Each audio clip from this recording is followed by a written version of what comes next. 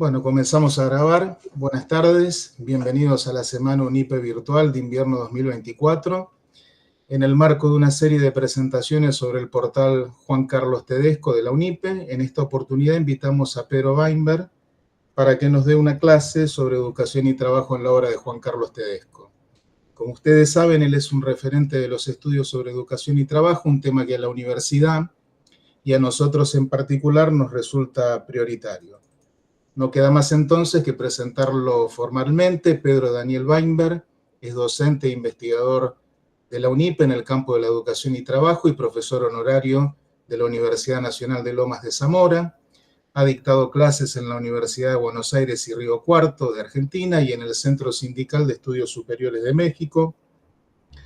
Fue consultor de varios organismos, entre otros la OIT, el PNUD, la CEPAL, el Banco Mundial, el BID, UNICEF y UNESCO en materia de formación técnico-profesional.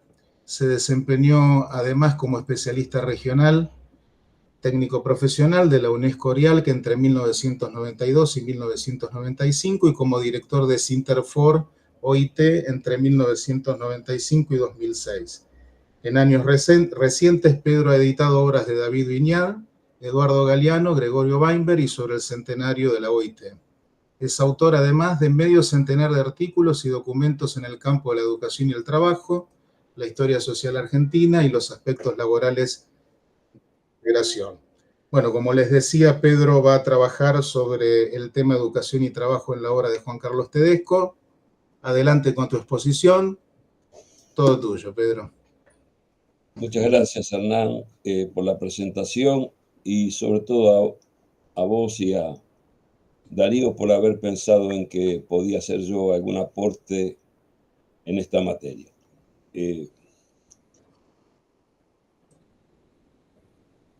Para que las cosas queden claras, y amigo de Tedesco desde siempre, digamos, aunque nunca trabajamos juntos.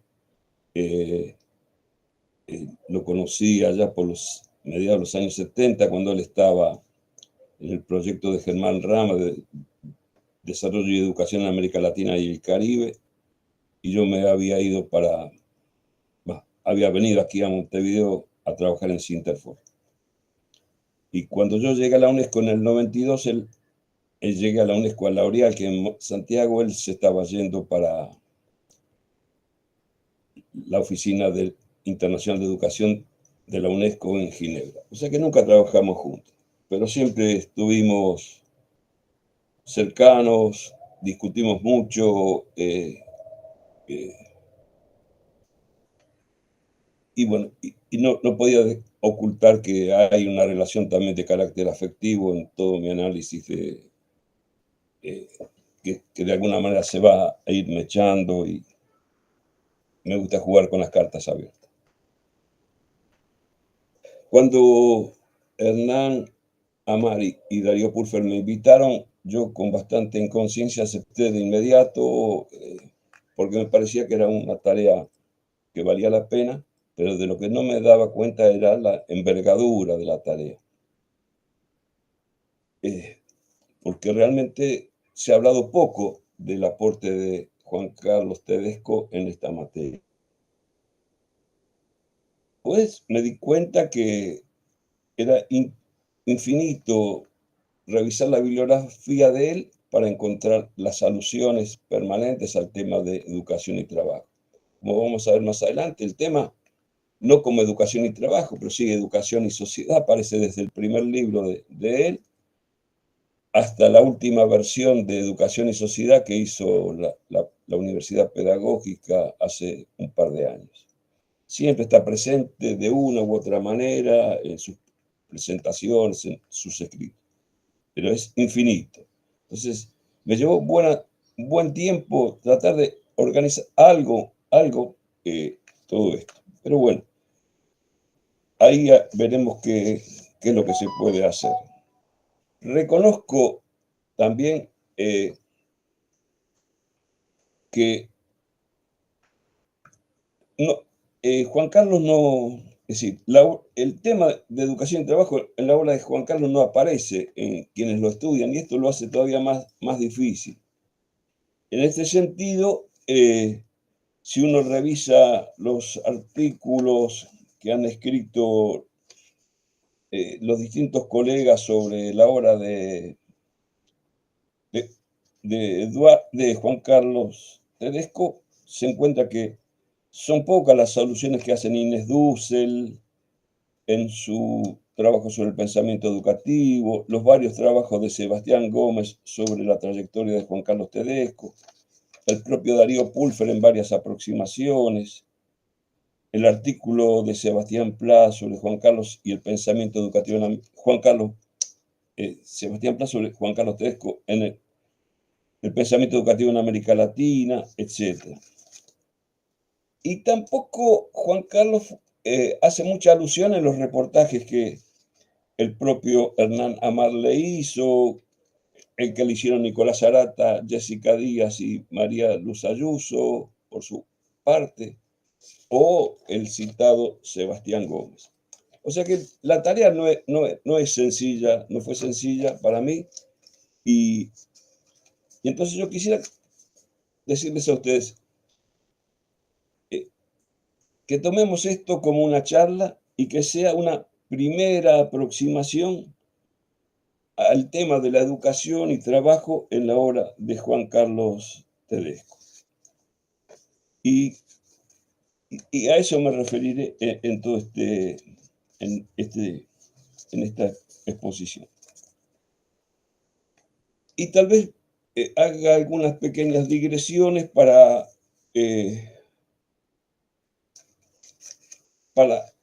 tirar algunas líneas y hacerle algunos planteos y desafíos al portal por si les resulta de interés algunas de las preocupaciones que surgen y que me parece que pueden ser de utilidad.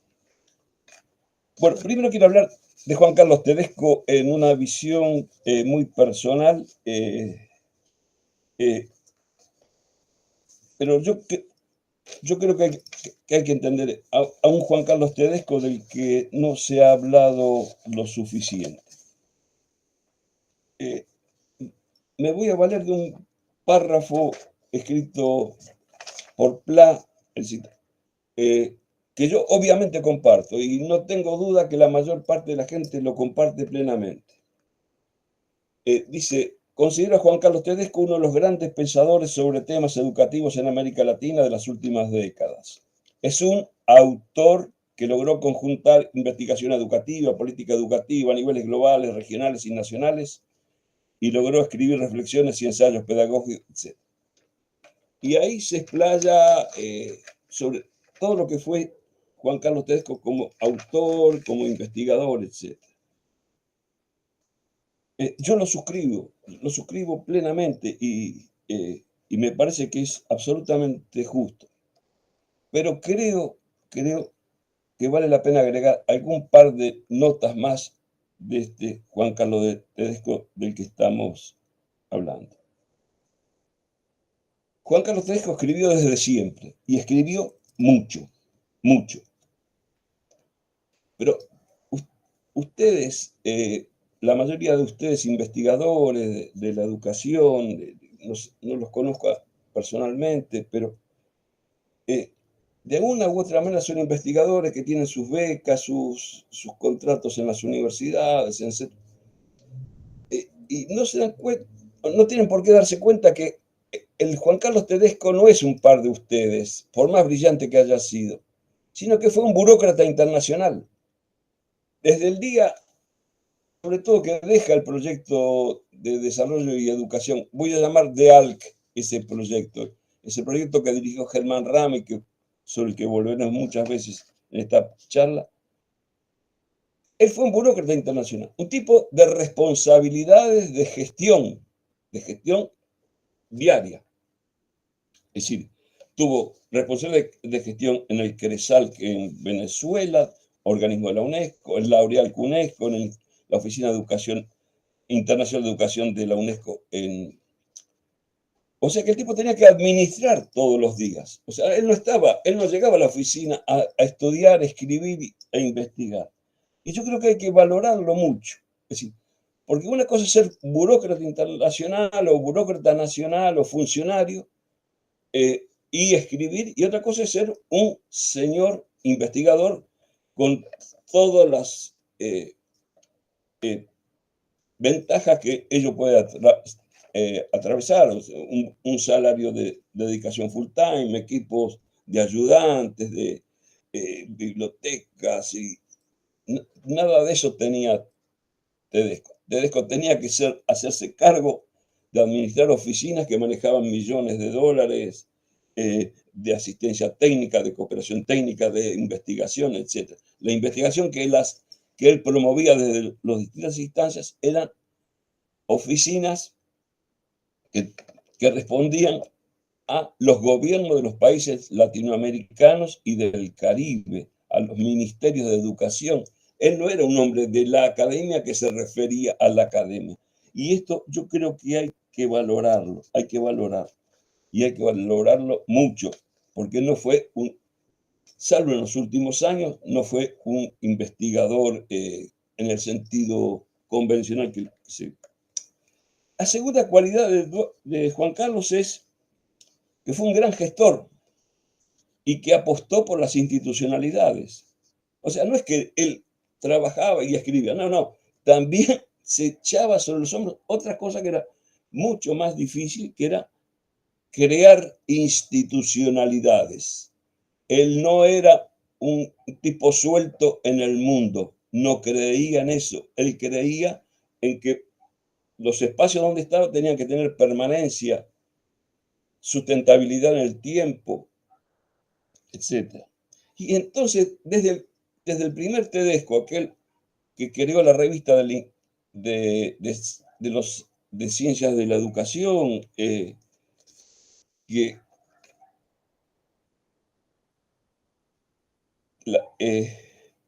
sus posiciones que yo he mencionado, fortaleciendo oficinas que más adelante vamos a hablar, todas las recibió en crisis. No recibió nunca una oficina que no estuviese en crisis. Entonces, fortaleció y le dio voz a la UNESCO cuando llegó al CRESALC, cuando llegó a la Orialc en Santiago de Chile, etcétera, etcétera. O sea que fue un buen gestor, pero también de instituciones en crisis, sobre todo cuando él las recibió. Y cada vez que se fue, las dejó bien paradas, bien plantadas. Ya sobre eso volveremos. Tedesco se inició en estos campos fundamentalmente en el proyecto TEDALC que dirigía Germán Rama, ahí en el 74, por ahí más o menos. 74, 73, 75, no me acuerdo bien. Ahí permaneció hasta finales de los 70 y en el 82 se fue al CRESALC en Venezuela. Un organismo de la UNESCO, que era un centro regional sobre educación superior en América Latina y el Caribe, porque entiendan bien, él no fue un director de oficinas chiquitas, es decir, la mirada y sus responsabilidades alcanzaban toda América Latina, más el Caribe, de habla inglesa, española, holandesa, etcétera, etcétera. Me acuerdo cuando él llega por fin al CRESALC, son los años de la peor crisis que vive Venezuela, de aquellos años, digamos, a la salida del gobierno de Herrera Campins, etc. Devaluaciones, un caos económico total. Cuando llega la Orialc había perdido el norte, él se lo da. Y como veremos más adelante, cierra su gestión antes de irse a Ginebra con la publicación de una obra que fue muy importante para esos años, para todos nosotros, que fue Educación y Conocimiento, que la hicieron en conjunto la oficina de la UNESCO, por él dirigida junto con la CEPAL. En fin, lo que les quiero decir, no era un tipo que tenía una agenda que él iba armando a su gusto y paladar, los temas que le interesaban, sino que Lo que él hacía era una cosa que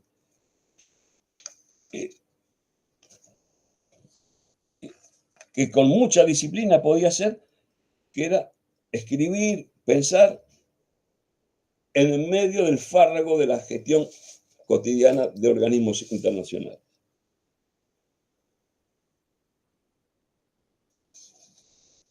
El segundo tema que quiero hablarles a ustedes, porque yo creo que hay que explicitarlo y darlo a conocer, porque creo que no se habla tanto del tema, es la formación de Juan Carlos Tedesco. Tedesco, como la mayoría de todos los investigadores de ahora, no hizo ningún doctorado.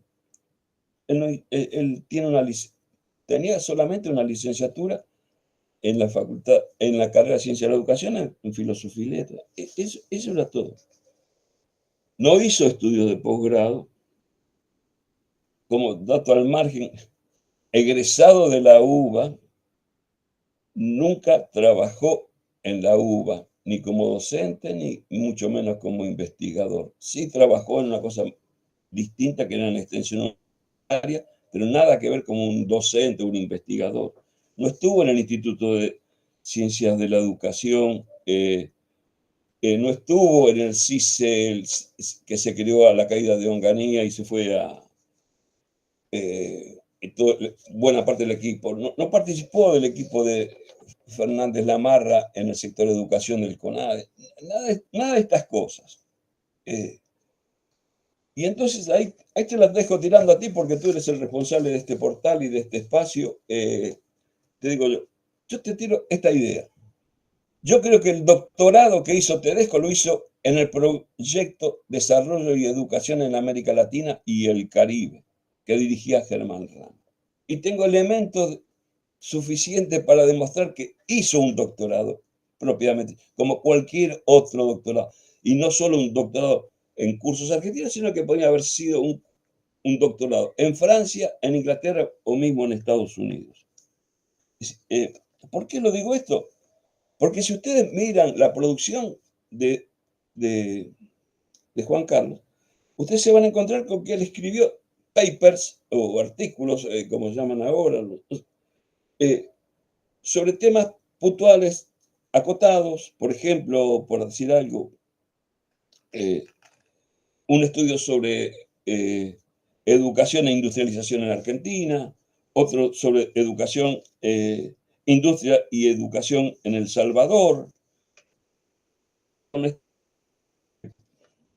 Problemática que es uno sobre el proceso pedagógico y aprendizaje en contextos de heterogeneidad cultural. O sea, hizo papers, como cualquiera que haya hecho un doctorado y que haya tenido que ir entregando papers. Y además de todo eso, ahí empieza él a levantar la mirada con la mirada continental de la mano de Germán Rama. Y llegan a escribir a cuatro manos y realmente es muy difícil entender dónde empezaba Germán y dónde terminaba Juan Carlos. Sabían escribir a cuatro manos. Germán fue fundamental en la vida de... Lo recibió como un modesto ayudante de investigación y lo entrega como un experto hecho y derecho, que de ahí salta al crecer como experto, pero en un par de años se retira Enrique Oteiza de la dirección y la asume Juan Carlos.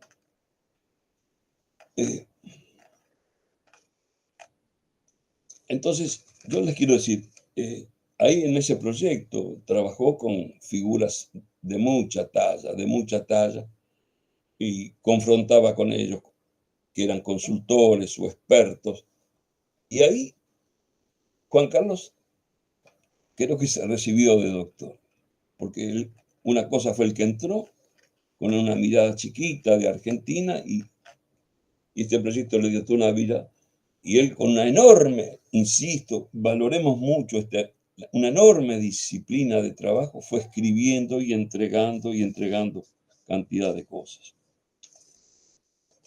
Este Germán Rama, y acá sí te planteo, Hernán, que yo creo que unas cosas del portal es no solo trabajar sobre Juan Carlos Tedesco, sino ver, tirar ramas hacia los costados. Por ejemplo, una Germán Rama.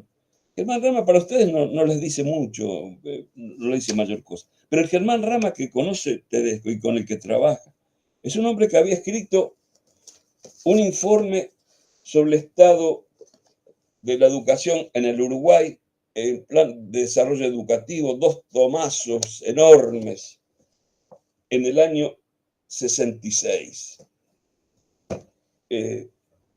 Es algo equivalente, pero hecho solo con materia prima y con gente nacional uruguaya, a lo que se hizo en el CONAVE de Fernández Lamarra con el apoyo de la OCDE. Esto lo hicieron gente uruguaya que no había salido del país hasta ese momento. Hicieron Germán Rama de ahí se va a estudiar un doctorado en París. Vuelve como experto de la UNESCO a trabajar en Colombia. O sea, es un tipo de mucho, no sé, que ha escrito ya varios libros, no solo sobre educación, es un gran sociólogo uruguayo, no se lo, por más que él al final se volcó a la educación, escribió sobre temas de sociología política y estuvo en los debates nacionales, etc.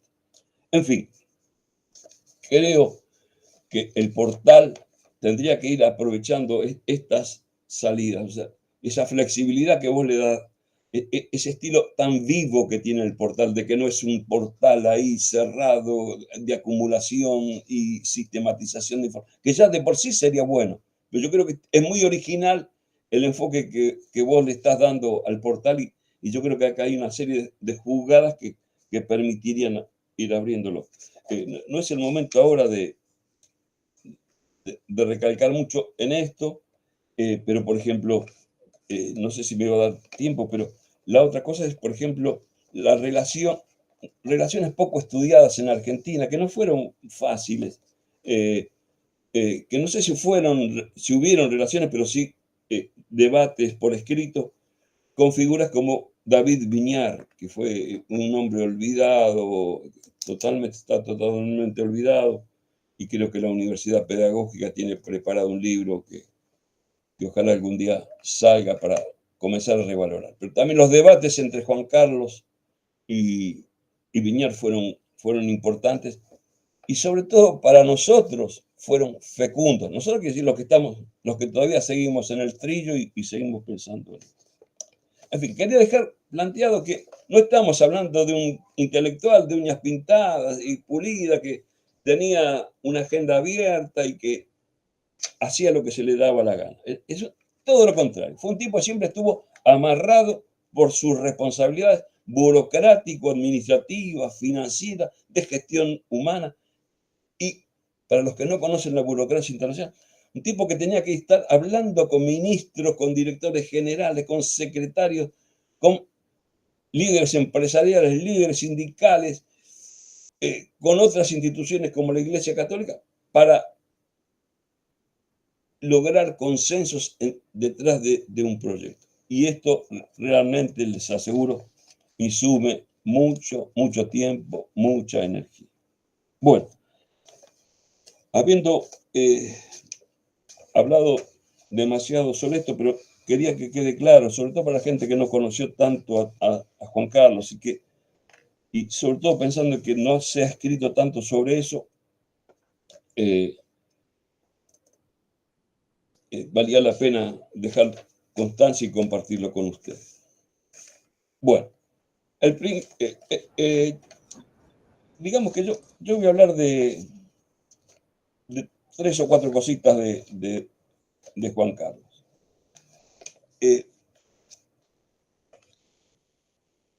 En primer lugar voy a hablar lo que yo llamo de la continuidad de la preocupación de Juan Carlos Tedesco en materia de educación y trabajo.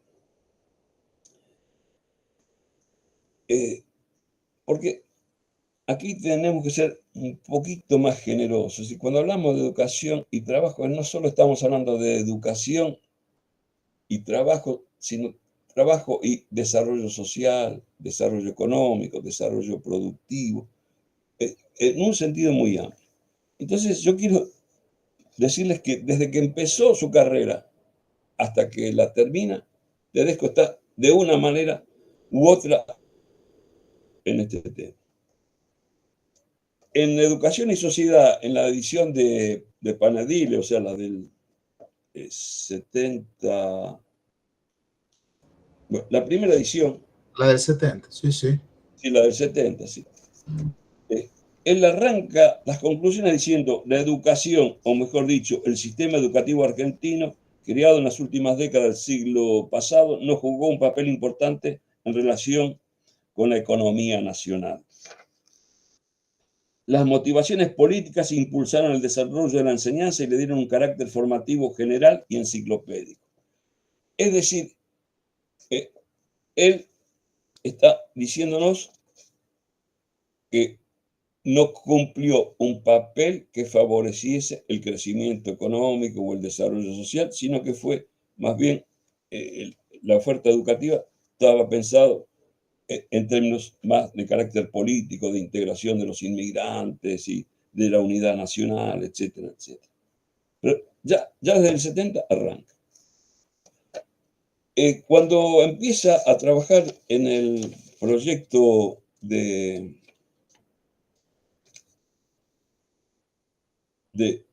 Rama, en uno de los documentos escribe algo así como, o sea, a mitad de su carrera ya, ¿no? Estamos hablando de los 76, algo así, 78. Él sigue insistiendo en que la educación no responde a las expectativas, demandas, requerimientos del sector productivo, del desarrollo económico, etc. La evolución de los análisis de la relación entre sistema educativo y cambio, en el sentido más inclusivo del término, ha seguido una trayectoria particular. Durante mucho tiempo fue un supuesto básico asignar a la educación un papel central tanto desde la perspectiva del cambio social como desde la que se refiere al destino individual de las personas. Y bueno, vuelve mucho mejorado, más amplio, más ambicioso, ya es América, pero vuelve a relacionar en este documento, yo no diría, esta mirada cautelosa que él tenía acerca de lo que se podía esperar de la educación y de lo que se esperaba de la educación. Pero cuidado, él siempre fue cuidadoso, siempre que escribió fue cuidadoso, afirmó todo lo que quiso, pero con mucho cuidado. Y ahí debemos reconocer que fue distinto al abordaje que planteaba, por ejemplo, Philip Foster, un autor que él creo que no leyó, porque yo nunca se lo he visitado, un inglés, profesor de la Universidad de Chicago, no de economía, quédense tranquilos, sino del Centro de Estudios de Educación Comparada que dirigían Anderson y Bowman. Él tenía un trabajo que es importante hasta el día de hoy, que se llamaba La falacia de la escuela vocacional.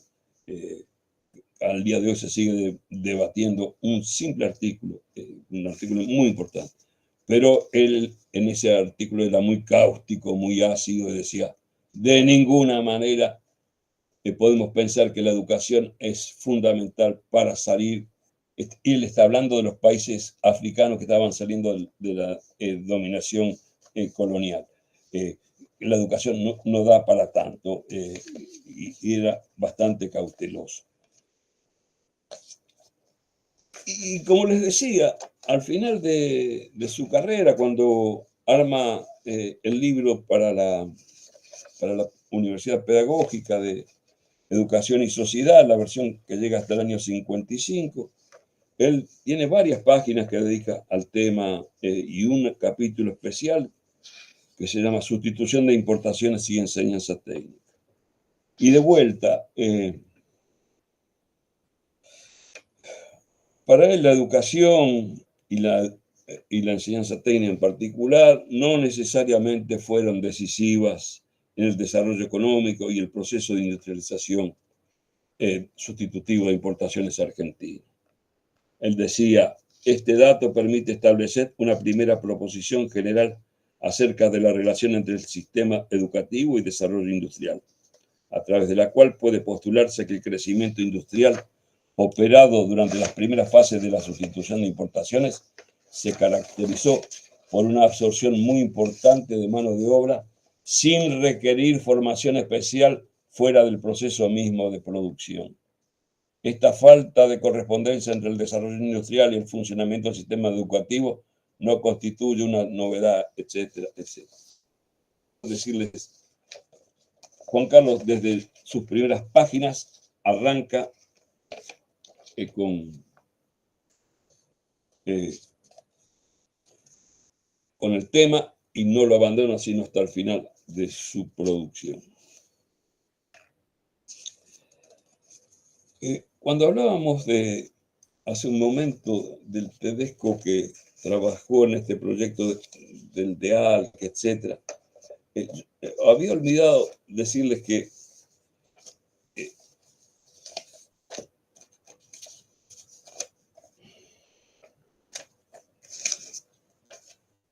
en esos reportajes que cité, que le hicieron el propio Hernán Amar y otros colegas, él siempre habla de la deuda que tenía con una cantidad de sociólogos y historiadores que lo habían formado.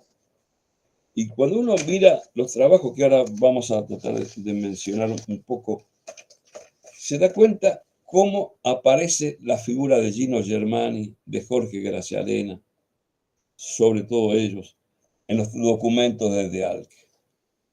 O sea, con Germani aprende a interpretar datos, a leer datos, a trabajar con estadísticas, con datos censales, con distintos tipos de...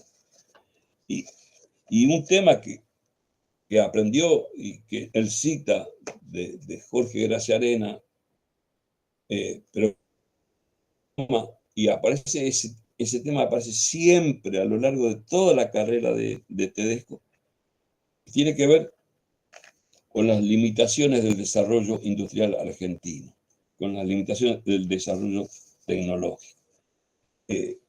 Ese Graciarena sigue estando presente, pero sobre todo empieza a aparecer explícitamente en los documentos que Juan Carlos escribe para el proyecto de Tedesco. ¿Hasta qué hora tenemos, Hernán? Hay tiempo, ¿eh? Hay tiempo, Pedro.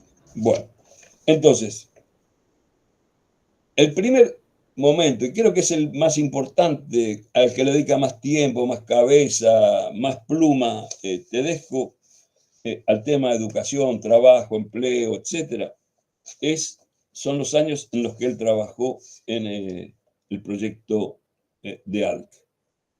Después va a volver, pero como cosas parciales y no tan centrales. Pero allí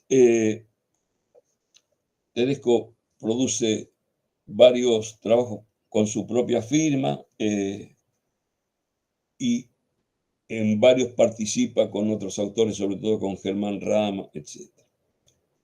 De toda esa producción, yo sintetizaría en un puñado de líneas y de tesis que aparecen permanentemente en toda esa literatura.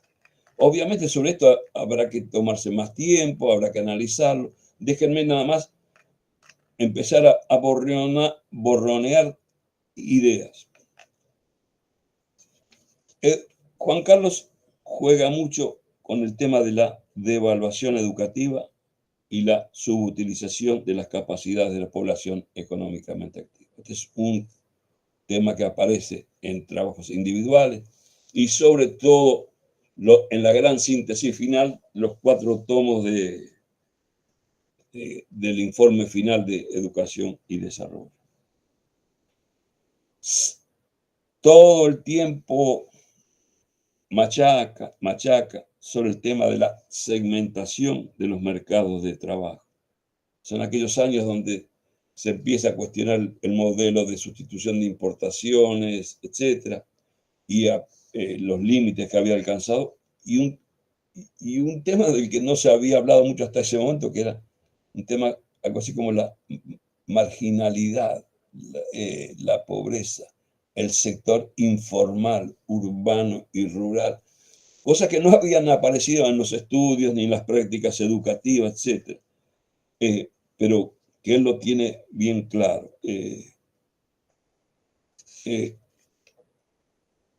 Plantea que a través de la educación formal y de las instancias no formales de los requerimientos del proceso de industrialización nunca se vieron afectados. O sea, nunca hubo una crisis en ninguno de los países de América Latina por la falta de mano de obra calificada. Se superaban con la propia empresa, con los mecanismos no formales, etc. Pero hay que... Otro tema sobre el que él machacó mucho, un tema sobre el que creo que también valdría la pena, pero no sé si ya esto es para el portal, pero sí para la gente que estudia los temas de educación y trabajo en Argentina, su cuestionamiento de los modelos imperantes en materia de estudios de, por decir algo, recursos humanos. Yo sé que a muchos no les gusta la palabra, les pido tolerancia y que lo tomen con amplitud el término. En aquellos años, estoy hablando ahora de los años 60, estaba de moda el modelo de la OCDE, oferta y demanda de recursos humanos. El Instituto de Itela, en el Centro de Investigaciones Económicas, desarrolló proyectos importantes sobre oferta y demanda de técnicos de nivel medio y ingenieros y técnicos superiores, etc. Y después, en aquel CONADE del gobierno de Ilía, que el ingeniero Carranza dirigía, se montó un sector de educación que dirigía Fernández Lamarra y que recibió el aporte de una misión de muy alto nivel de expertos de la OCDE, gente que después hizo carrerones. Incluso todo el personal que trabajó, desde los primeras ayudantes de investigación hasta los más seniors del grupo argentino, todos descollaron educación argentina, es otro tema. Pero ese modelo de la OCDE, que en Estados Unidos lo traducían Harbison y Myers, también con este tipo de estudios, etc., empezaba a ser cuestionado por Tedesco. O sea, había que tener uñas para guitarrear en estos ámbitos contra él. Y el otro, lo que empezaba a aparecer también, eran las teorías del capital humano. Human capital, o como quieran llamar. Howard Becker, y todo eso.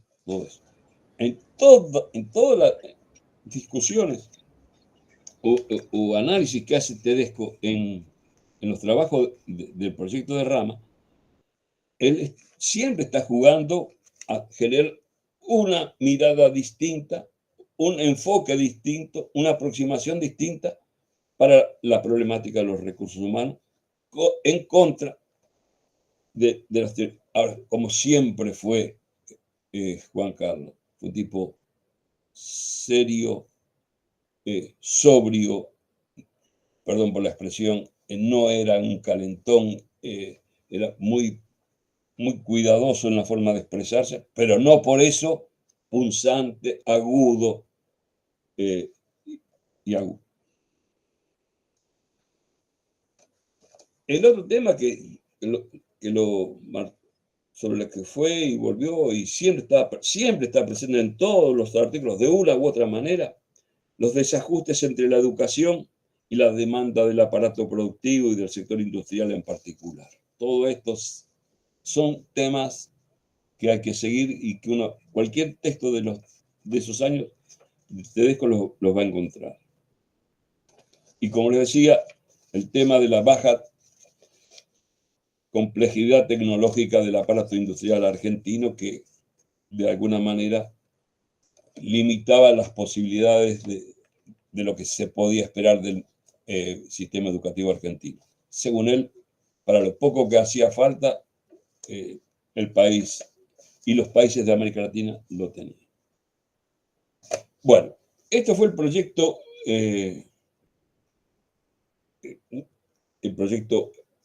escrito en el estilo Tedesco de siempre, pero cuidando que es un documento, no es un documento propio y de un investigador que escribe en función de pasar los tribunales y que son juzgados también tienen que ser documentos que fuesen para ser discutidos con los ministerios de educación, con los sindicatos de la educación, con las centrales sindicales, con las organizaciones empresariales, con las iglesias, con todo el mundo. O sea, entonces, ahí hay dos textos por ahí sueltos, pero que uno no puede dejar de mencionar. Es decir, dos canitas al aire que se tiró Tedesco al final de su permanencia en el proyecto de ALCA. Uno fue en el año 78, que escribió con un seudónimo, porque todavía estaba trabajando con Tedesco en el proyecto, escribiendo los documentos, los informes finales. Escribió,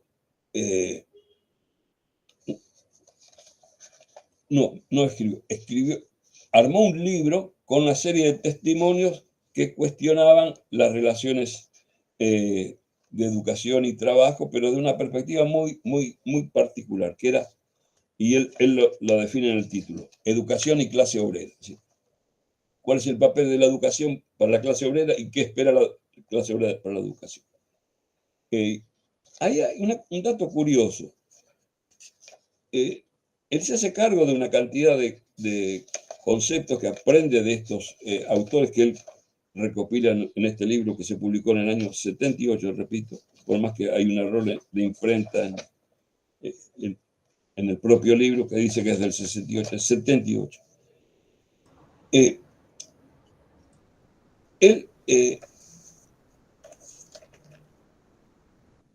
Él plantea lo siguiente.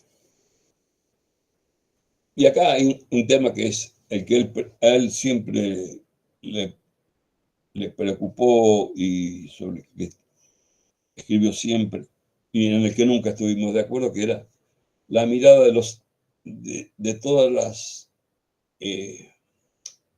iniciativas no formales de capacitación y todo lo que fuese paralelo al sistema educativo regular. Si hay lugar, les comentaré cómo eran nuestras diferencias.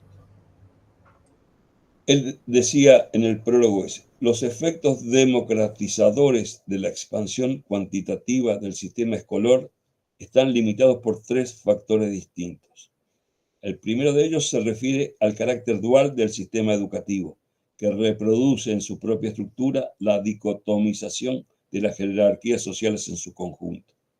El segundo comprende todo lo referido a los contenidos de la enseñanza, incluyendo en este aspecto tanto los elementos cognitivos como los no cognitivos del proceso de aprendizaje. Y el tercero se vincula con el problema del acceso al trabajo, donde se plantea como cuestión crucial el problema de la relación entre educación y posibilidades de ejercer un tipo de actividad que permita realmente la expresión de las capacidades y potencialidades desarrolladas por el proceso educativo. ¿Sí? Él lo cuestiona, él cuestiona todo de esta manera está cuestionando todo lo que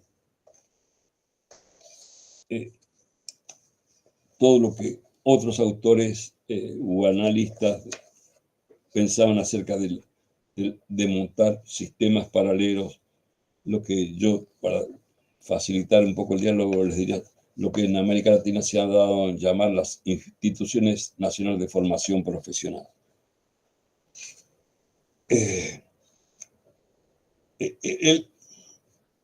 Él nos cita, curiosamente en este libro, sociólogo del trabajo francés.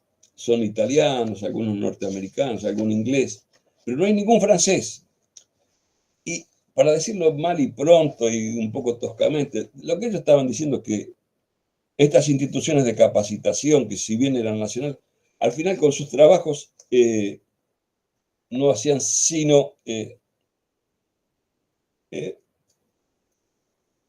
reproducir un estado de cosas existentes. Y esto es la educación para pobres. Y yo creo que, y se lo dije, y lo discutimos tantas veces este tema, yo decía, pero mirá, Juan Carlos, tomemos un caso extremo.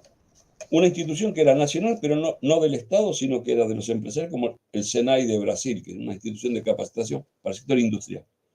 De ahí salió toda la dirigencia sindical que renovó el movimiento sindical brasileño en los años 70 y que llevó a las más altas posiciones a muchos egresados.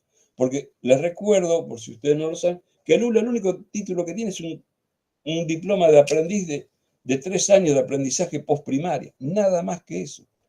Pero como Lula fueron muchos de los dirigentes del sindicato de los metalúrgicos, por un lado, de los sindicatos de lo que se llama el ABC de San Pablo, etc., gente que no se quedó, es decir, que no volvió y no se movió de su posición adquirida. Y eh, el otro trabajo sobre el que quiero llamar la atención es del año 80, pero ahí sí ya lo firma Juan Carlos con todas las letras. Es un libro que se llama, libro que realmente es una joya, libro, cuando me lo facilitó Hernán, comentamos acá, es un libro poco conocido, poco tratado, pero realmente un libro realmente muy, muy importante de Tedesco, que se llama Conceptos de Sociología de la Educación, que ahí maneja 10, 12, 15 conceptos sobre el tema. Y ahí nuevamente Juan Carlos muestra su preocupación porque la educación, a pesar de todas las aspiraciones de los políticos, de los educadores, etc., no alcanza a responder con las expectativas que ellos mismos dicen que se están proponiendo. Y acá en este libro hay 2 o 3 artículos de importancia, uno sobre empleo y educación, otro sobre enseñanza técnica y algún otro que ahora se me escapa. Pero, y educación no formal. Pero acá, de vuelta, Juan Carlos muestra su cautela. Dice. En cuanto a la formación profesional, un número cada vez mayor de países cuenta con organismos específicos destinados a la formación de trabajadores en distintas especialidades. Pero si bien la expansión cuantitativa de estos organismos es notoria, su influencia en la formación de la fuerza de trabajo todavía es considerada insuficiente. De vuelta, es decir, yo creo que él tiene una lectura que obviamente no es la mía, y solo piensa que estas instituciones producían trabajadores calificados para ir a trabajar al mercado y nunca tomó en cuenta muchas otras circunstancias de estas instituciones, desde el capital intangible que tenían, que para mí el mayor era, y creo que siguen siendo el único espacio de los esfuerzos nacionales de educación donde se estimula la innovación y la experimentación permanente de todo, desde los contenidos curriculares, de las metodologías, de la organización de las instituciones, etcétera, etcétera. Pero este es un capital intangible. Y el otro porque estas instituciones, de alguna manera, en muchos casos, fueron ampliando su ámbito de trabajo y se convirtieron en instituciones de lo que llamaríamos en términos argentinos el INTIS, en el sentido que prestaban servicios de asistencia técnica, de cooperación tecnológica, de laboratorios, etcétera, etcétera, a las micro, pequeñas y medianas empresas. O sea que estas instituciones son mucho más que lo que Juan Carlos plantea.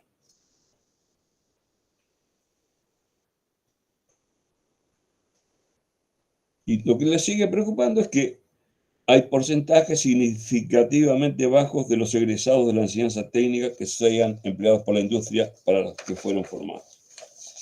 En fin, lo importante es que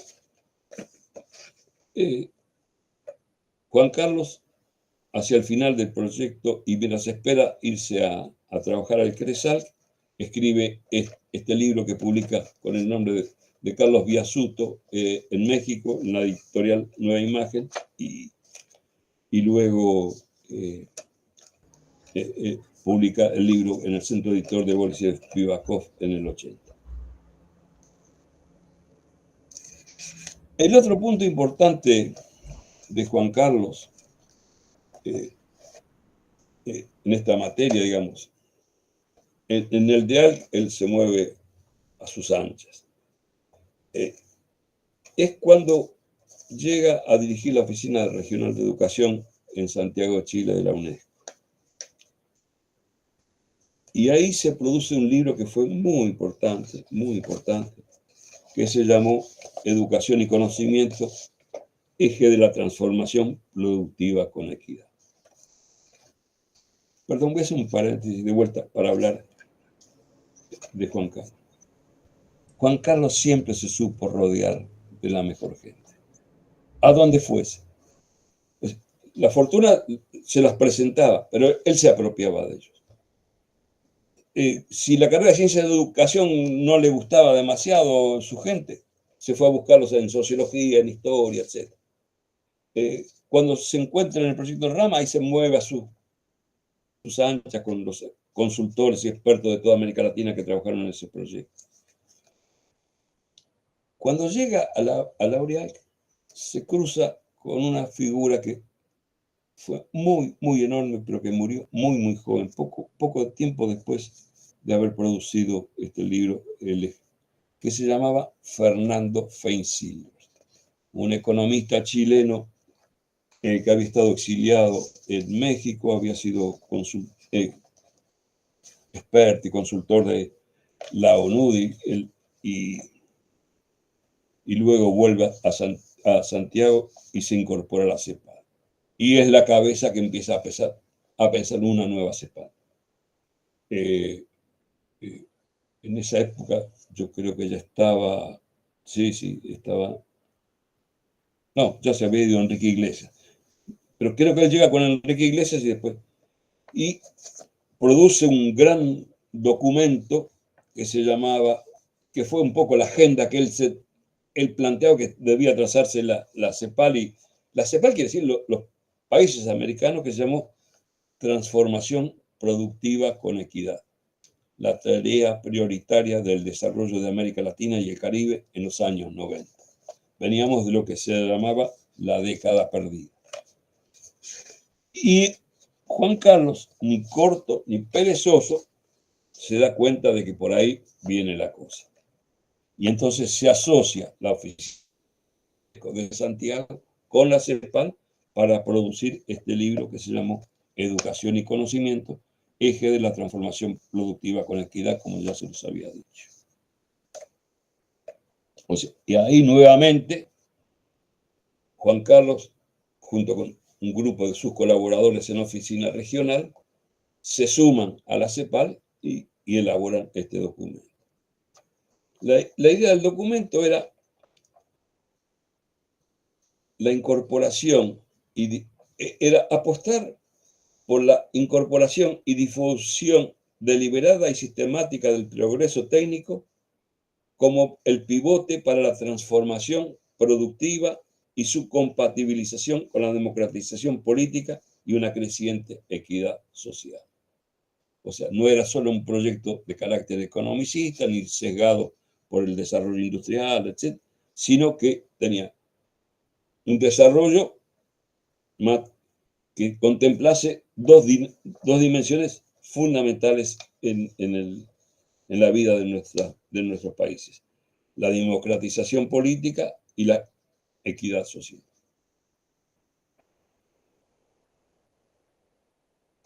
Y déjenme decirles lo siguiente, esto corre por mi cuenta y es muy subjetivo, pero es mi interpretación.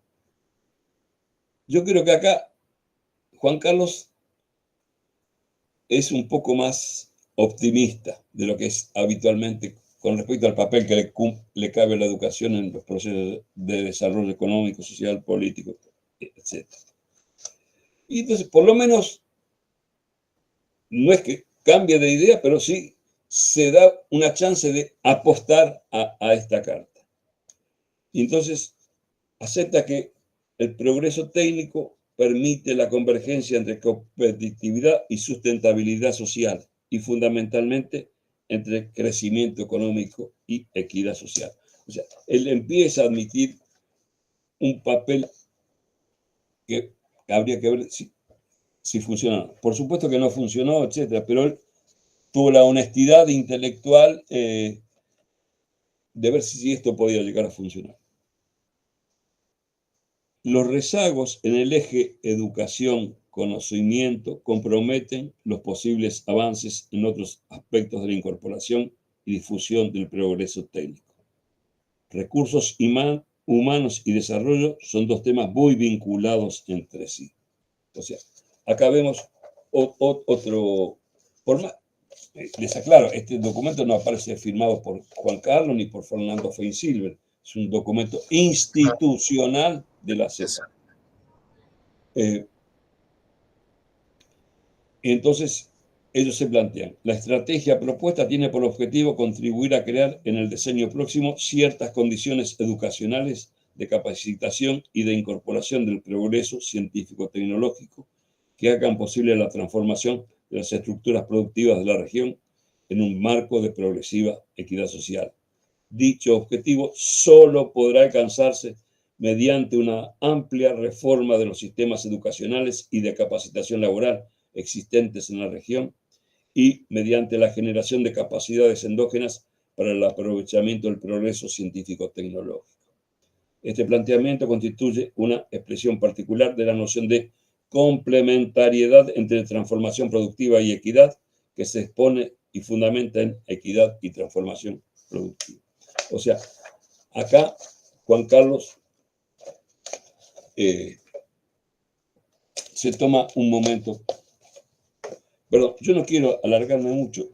Voy a hablar un par de cositas más y dejo liberado. No hay problema, Pedro.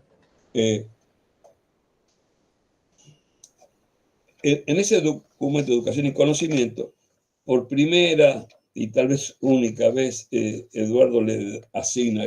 Carlos le asigna una importancia a las instituciones de formación profesional. Dicen lo que están haciendo, le dedica 3 o 4 páginas, etc. Pero se sale de la vaina y termina diciendo ese capítulo. Sin embargo, dichos esfuerzos no han logrado revertir globalmente la declinación progresiva de los institutos oficiales de formación profesional.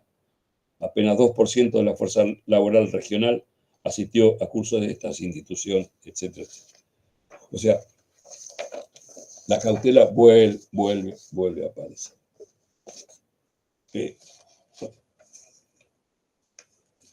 Quisiera agregar un par de cositas nada más.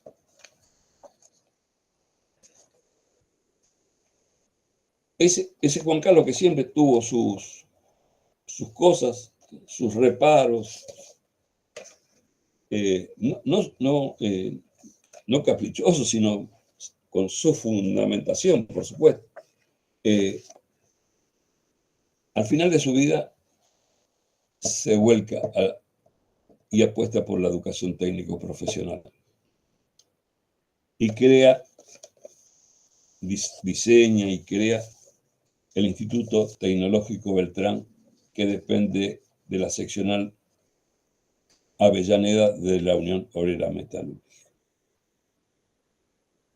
Yo no sé cómo fue la relación ni de quién tomó la iniciativa.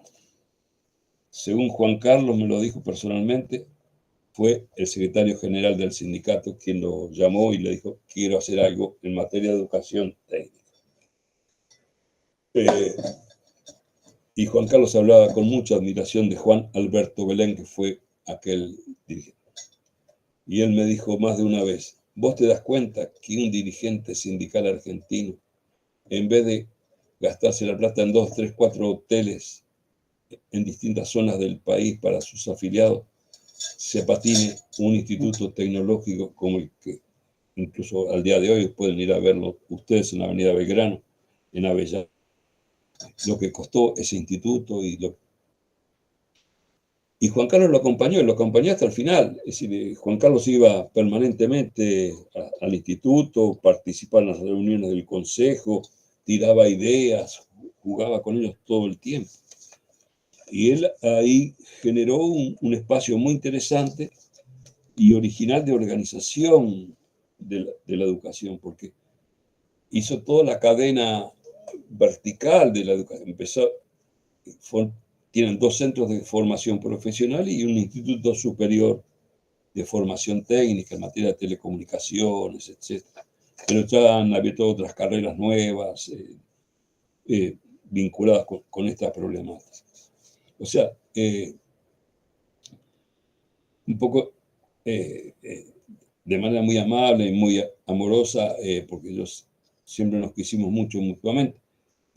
Yo le tomaba el pelo y decir, al final de tu vida caíste con el esquema de las instituciones de formación profesional. Y él se reía. Pero bueno, eso fue un hecho bastante importante con el que cerró, digamos, y un hecho menor para este tipo de análisis, pero no para la persona que está detrás de él, es que también al final acompañó a Irma Briasco, que ustedes conocerán, una colega nuestra de la UNIPE y larga trayectoria. La acompañó, le dirigió la tesis de doctorado de la universidad, que Irma después presentó en la Universidad de Córdoba, fue sobre temas vinculados con las competencias en las instituciones de formación profesional de América Latina.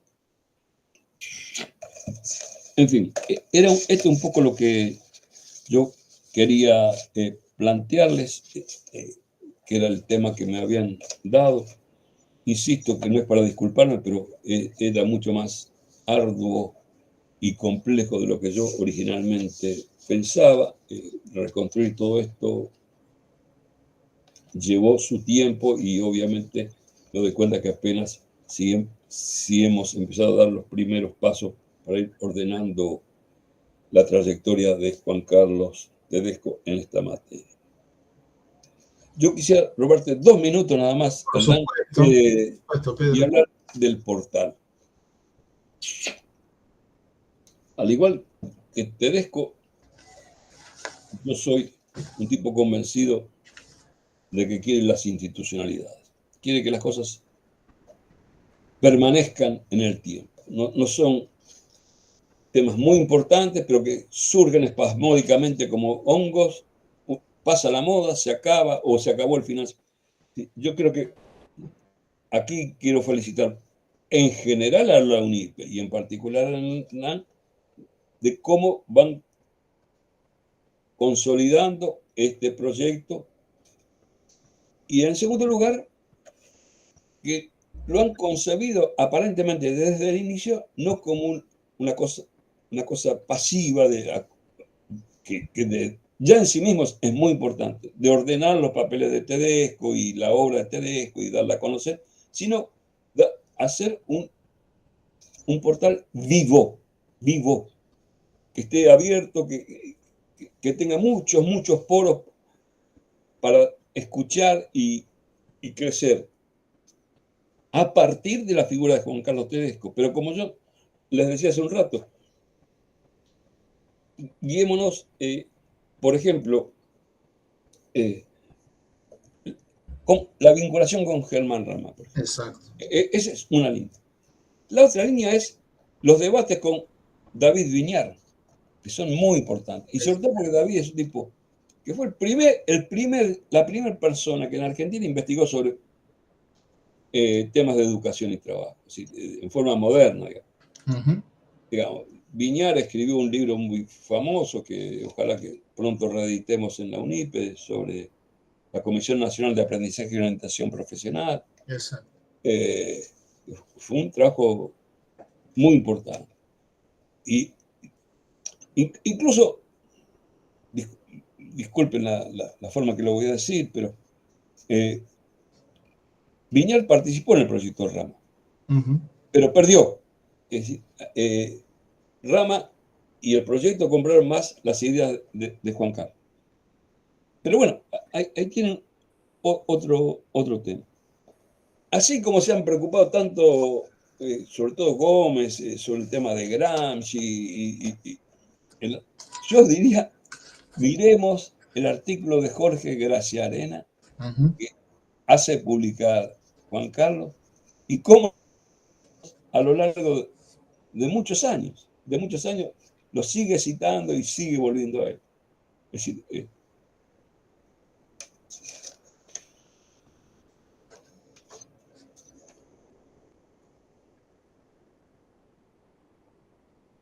o sea, a lo que yo estoy refiriéndome, Hernán, es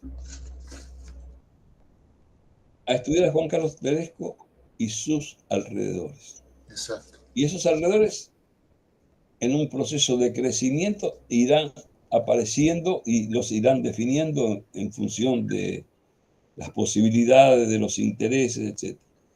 Pero es realmente importante. Yo sé que no tiene tanto brillo ni tanto lustre, pero estudiar al Juan Carlos Tedesco, funcionario internacional, tan poco convencional, pero que cumplió con lo que la UNESCO le encargó en la ORIAC, en el CRESAC, en la ORIAC, en la oficina, en el IPE Buenos Aires. Siempre le encargó, lo cumplió, pero además hizo todo aquello. Y se comportó como él nunca nunca se la creyó de que era un embajador. Siempre fue un simple funcionario público internacional. Pero una enorme capacidad de gestión. Es decir, yo llegué a la UNESCO, les decía, cuando él se iba a Ginebra. Y ahí empezó a languidecer. Claro, pero él dejó hecho educación y conocimiento. Llegó a la Oficina Internacional de Educación y estaba descuajeringada. Y él le empieza a dar sentido y le da papel. Me acuerdo que lo primero que hizo fue una cosa que era informatizar la documentación que había. Estamos hablando del año 90, 91, 92. No, 92. Él llegó en el final del 92, principio del 93. Y cuando vino en su primer viaje por América y pasó por Santiago y ahí nos encontró, él estaba maravillado cómo había cambiado el impacto de la información que estaba produciendo el instituto en el mundo gracias a esta informatización. Que hoy ya sé, todos hablamos, Google, Internet, toda esta parafernalia. O sea, donde él llegaba, dejaba, pero no para lucimiento personal. En ese sentido, ahí sí es un poquito criticable. Él cultivaba un bajo perfil. Él nunca se adjudicaba nada. Él siempre eran otros y él no. Él apenas si facilitaba las cosas, como si las cosas fuesen realmente fáciles. Entonces, yo diría que lo importante es mantener vivo este portal, que crezca en torno a Juan Carlos, porque al final de cuentas puedo garantizarles que esto va a ser mucho más productivo para todos. Exacto. Hay un tema que he discutido muchas veces con Darío Pulfer y yo sobre todo no tuve suerte y él tampoco creo, es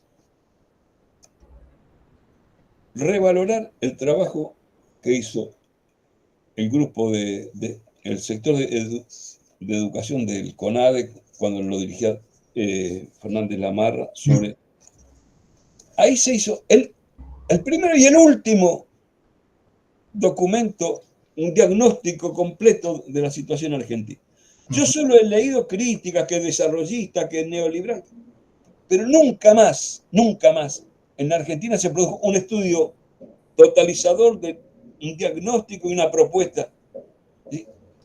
Y entonces aquí mi preocupación, Hernán, es que el portal tiene que dar lugar a otro tipo de valoración de las cosas. Es decir, nunca más, es decir, la carrera de educación recién empezaba en esos años. Los que trabajaban ahí eran los primeros egresados, los que estaban terminando.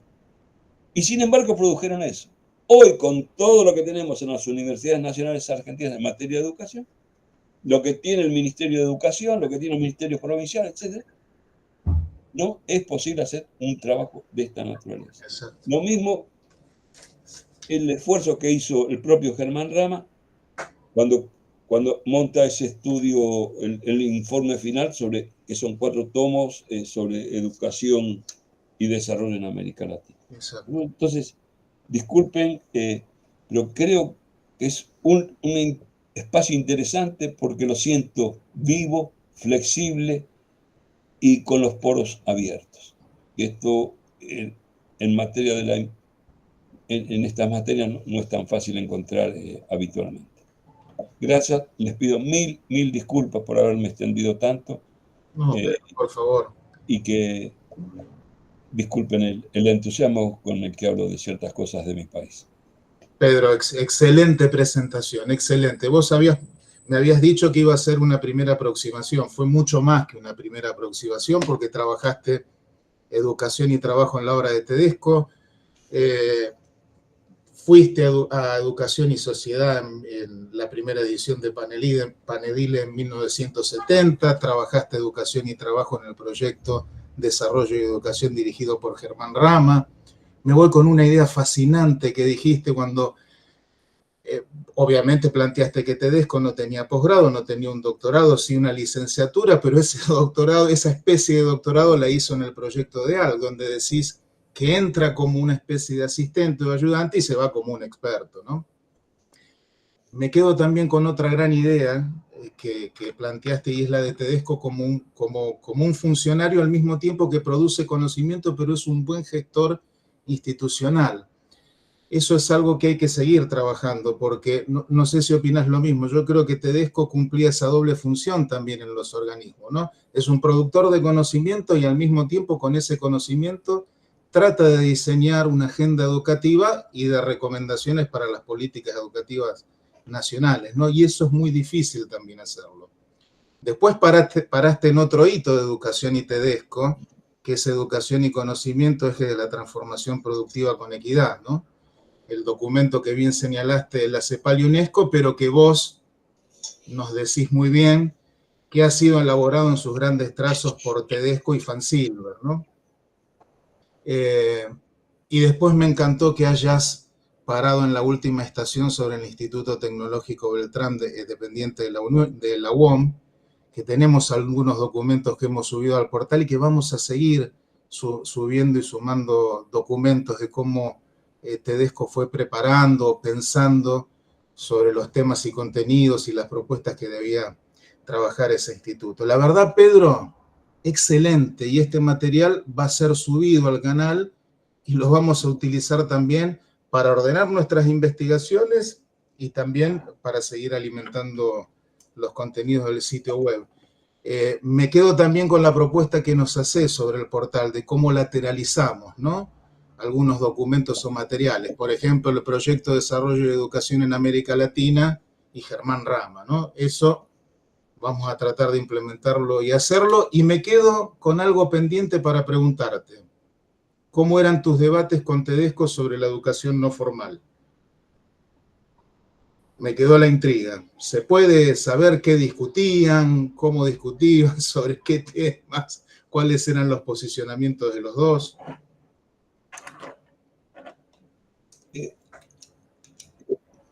Yo quedé muy prendado, muy enamorado del modelo de las instituciones de formación profesional. Porque, como te decía,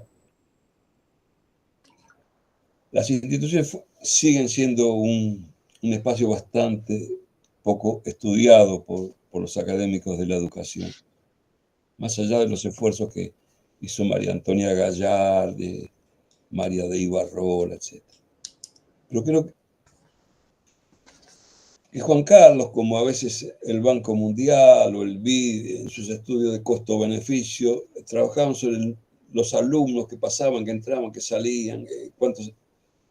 Y no se dieron cuenta, creo yo, que había mucho más detrás de esas instituciones. Primero, hay una cosa que él jugó muy fuerte en su gestión en la L'Oréal, que fue el tema de los pactos educativos y el diálogo social. Y yo le decía, pero Juan Carlos, Esto, desde el origen mismo de cada una de las instituciones, son de gestión tripartita. O sea, el Estado no se arrogaba la propiedad de las instituciones. El primer modelo de esta naturaleza fue la Comisión Nacional de Aprendizaje y Orientación Profesional, que el secretario de Trabajo y Previsión Social, el coronel Perón, crea en el 44. Y ahí dice, no, el Estado tiene su palabra, pero también tienen la palabra los trabajadores a través de sus organizaciones reconocidas y legítimas, que es la CGT, y la tienen los empresarios a través de, no me acuerdo si era la Unión Industrial Argentina en aquel momento. Punto. O sea, ese tipo, y eso se reprodujo en toda América Latina. Todas las instituciones tienen un carácter tripartito, no sé si parejo o no, y cada una tiene sus propias formas, pero donde son los únicos espacios educativos donde se escucha la voz de la sociedad. Claro. O sea, no es el Estado y no son solo el Estado y a veces los sindicatos los que mueven la pelota. Esta es una cosa. Es admirable cómo estas instituciones fueron creciendo. Empezaron formando trabajadores calificados, después siguieron técnicos a nivel medio, después se abrieron a ingenierías y hoy muchísimas dan ingenierías. Y dieron educación, enseñanza técnica, como dice Juan Carlos, pero ingenierías en aquellos sectores donde las propias universidades o los ministerios de educación no daban. O sea, las volcaban más sectorialmente. O sea, entonces se volvían las escuelas de artes gráficas, de cuero y calzado, de curtiembre, de mecánica de precisión, de refrigeración, etcétera, etcétera. Tenían una movida. Y él se quedaba con eso. No, incluso de las últimas veces que nos vimos, la última fue un almuerzo que promovió muy generosamente Darío en un restaurancito ahí abajo de la Universidad de San Martín en la Diagonal Norte. Cuando fuimos al Instituto Tecnológico Beltrán, yo le decía, fíjate, venimos acá a una escuela, es decir, una institución educativa, ninguna duda, pero fíjate que los dos grandes bronces de cuando se inauguran son del Ministerio de Trabajo, uno a Carlos Tomada y otro a Enrique David, que era el secretario de Empleo. O sea, que al final el empuje y sostener el empuje de Beltrán y de Tedejo vino por trabajo, no vino por educación. Claro. No vino por la dirección de escuela de la PROM. Y él se reía. Pero entonces, hay una flexibilidad, una porosidad que es la que yo te envidio y me da tanto gusto verla, no en vos, sino en el proyecto del portal. El sistema educativo regular yo no lo vi. Entonces, yo viví enamorado de ese mundo. Y Juan Carlos no lo terminó eso. Por ejemplo, Juan Carlos no lo vi jugar mucho con el tema de educación de adultos. Digo, en sus escritos. Sí, en la Oficina Regional de Educación tenía al número 1, que fue José Rivero, que además con José Rivero se conoció en el proyecto de Germán Rama. Y él se lo lleva a Laureac desde Perú, Perú no, desde Nicaragua, se lo baja para la oficina. Y para mí, educación de adultos y formación profesional deberían jugar mucho más cerca los dos, etc. Pero bueno. Cierto. Pero no es un tema. Y ahora, revisando un poco las cosas, tampoco encontré mucho sobre educación de adultos.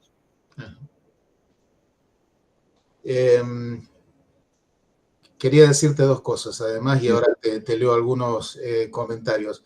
Hay todo un grupo de investigadores, 30 y 40 años, que está focalizando su mirada otra vez en los años 60, en el papel de la CONADE, sobre todo el CONADE, el sector de educación, y sus intervenciones en el diseño de los planes nacionales de desarrollo, ¿no? Primero el del 65 al 69 y después el que se sacó del 71 al 75, que bueno, que no se termina de aplicar o de llevar adelante, ¿no?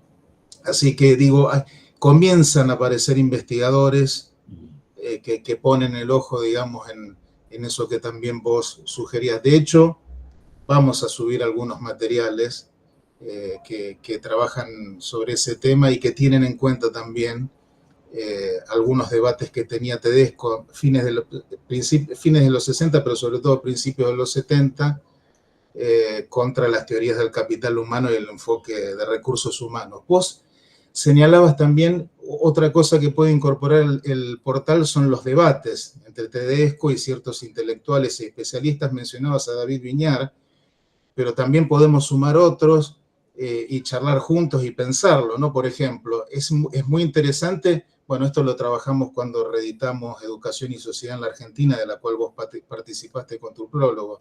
¿Te acordás el debate entre Juan Carlos Tedesco y Gustavo Ciriliano sobre la función política de la educación, ¿no? Ciriliano sostenía la función económica de la educación y Tedesco le responde en Educación y Sociedad con la función política de la educación, ¿no? Que en realidad era también una crítica a los grupos pedagógicos desarrollistas, tanto los desarrollistas laicos, liberales modernizadores, como los desarrollistas católicos, ¿no? Así que, y otro, a ver si lo recordás, Pedro, otros debates también que tenía Tedesco en los años 70 que han sido olvidados por el campo educativo, los debates entre Tedesco y Tomás Amadeo Basconi. ¿Recordás a Tomás Amadeo Basconi? Absolutamente. Perfecto. Él y su mujer. Mirá, bueno, ahí tenemos que después charlar mucho, Pedro, porque esos debates han sido olvidados y son muy interesantes para reconstruirlos. Yo en el trabajo que hice para la pedagógica, en el libro de Viñar, recuerdo a Basconi.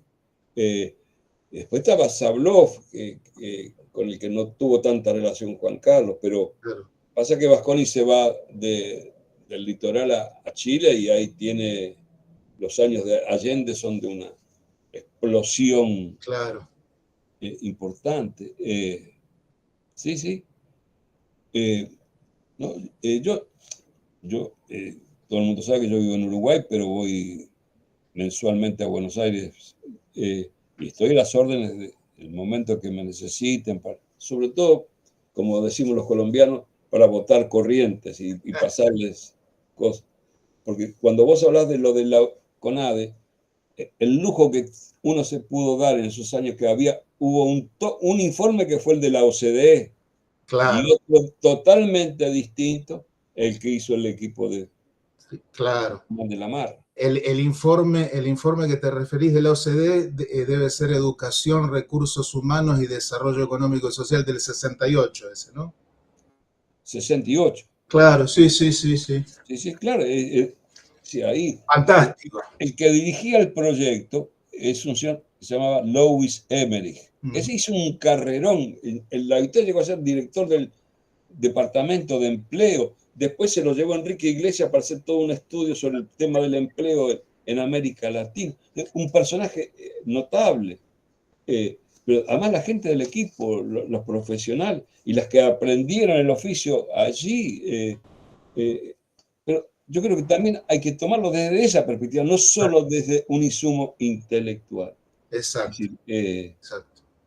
Pero bueno, yo a las órdenes de lo que ustedes... Y mencionaste, Pedro, a Harbison y Myers. Y yo me eduqué en esa época. Te lo puedo traer, ese lo tengo a mano en la biblioteca. Claro. Educación, Recursos Humanos y Crecimiento Económico y Social. Creo que es del 64, me parece. Sí, claro, sí, mediados de los 60. Es el apogeo. En el 70 ya se pinchó ese globo de la OCDE y Harbison y Myers. ¿Por qué? Porque lo supera la gente en la teoría del capital humano. Claro. Que ahí mencionaste Gary Becker y Ante Jux, ¿no? Sí, sí, sí, sí. Así que, bueno, Pedro, los asistentes te felicitan, te dicen, Graciela Velázquez te dice, magnífica presentación, gracias, profesor. Te aplaude Esteban Polpe.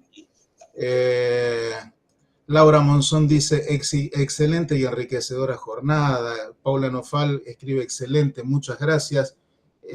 La verdad, Pedro, ha sido una presentación excelente. Y te lo agradecemos y te agradecemos todo el trabajo que pusiste para prepararla. Bueno, y eso está a disposición para que alguien lo siga. Por supuesto. Con mucho gusto. Por supuesto. Déjame decir, Pedro, también que el portal de Juan Carlos Tedesco de la UNIPE forma parte de los trabajos que realiza el grupo de estudios sobre la obra de Juan Carlos Tedesco, ¿no? Que está conformado por Darío Pulfer, que es quien nos dirige y nos coordina, Ana Pereira, bueno, yo también lo integro por parte de la UNIPE, está Sebastián Gómez, Claudia Aberbuch de la UNSAM, y bueno, vos también has colaborado en muchas cosas que ha sacado el grupo de estudios, por ejemplo, en la reedición de Educación y Sociedad en la Argentina, 1880-1955, con un prólogo que también lo recomendamos para que lo lean. El tuyo me refiero, ¿no? Curiosamente, cuando el libro de Tedesco lo terminó y se lo pasó a mi viejo para que hiciese el prólogo, yo no vivía en la Argentina, o sea, ese Tedesco no lo conocí. Es decir, yo en ese momento vivía en Estados Unidos, estaba estudiando en Chicago. Pero yo a ese Tedesco no lo conocí, lo vine a conocer recién en los 70 y pico, en los peores años de la Argentina. Exactamente. La presentación de la reedición de Educación y Sociedad en la Argentina, 1880-1955, de la que vos participaste, está subida también al portal. Así que todos lo pueden descargar y pueden acceder. Pedro, muchísimas gracias otra vez. La verdad que fue un gustazo estar con vos y estar presente. Y bueno, inauguramos lo que podría ser el ciclo de presentaciones, charlas y exposiciones en el marco del portal Juan Carlos Tedesco. Muy bien. Con vos. Hasta luego. Un abrazo enorme. Adiós. Saludos a todos los asistentes. Gracias por la paciencia, por favor. No, por favor, Pedro. Un lujo. Abrazos.